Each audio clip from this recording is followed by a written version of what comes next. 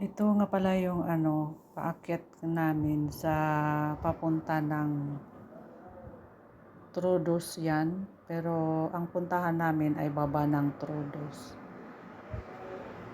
Diyan, nakasakay ako sa sasakyan ng anak ng amo ko. So, bali parang dalawa ang amo ko. Yung tatay at saka itong anak na lalaki. Ayan, papunta na kami sa bundok. Kaya yan ang dinadaanan namin ay mga parang Pilipinas din. Green leaves. May pine tree, paakyat na yan, pine tree. Ayun, malalayo din ang mga bahay. May mga garden, may mga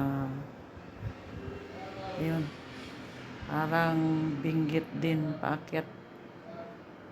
Mga maraming mga pine tree at saka olives. Yun, olives ang mga yun. Olives. Tsaka tuwing parating ang summer kasi pupunta kami sa bundok, Pidula.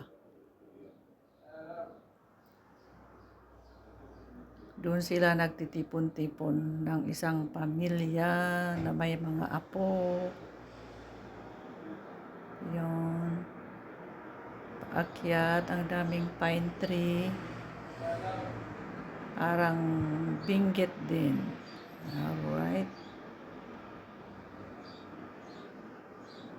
Ganda. Fresh air doon. Fresh air.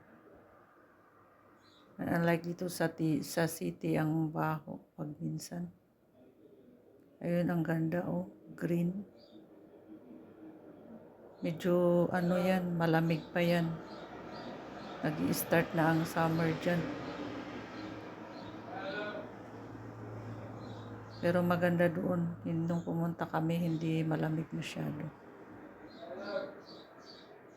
Kaya kami umakyat at naglinis.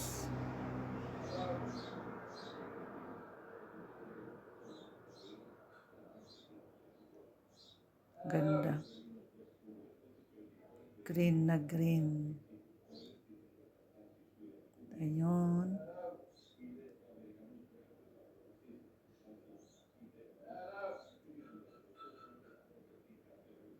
Wow. Green. Ang ingay ni Lolo, nakukuha yata sa sumisigaw siya. Aray-aray, parang ganun. Na inaanaray-aray na kasi.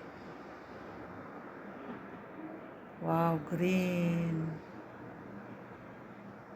Green na green siya. Pagkain ng baka.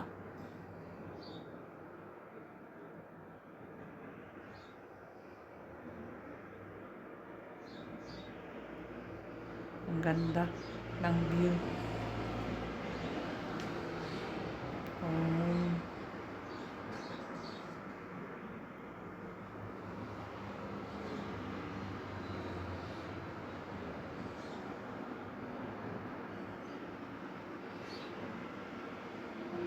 Kasi, paglalagyan mo ng music, ayan, naglilinis na kami dyan,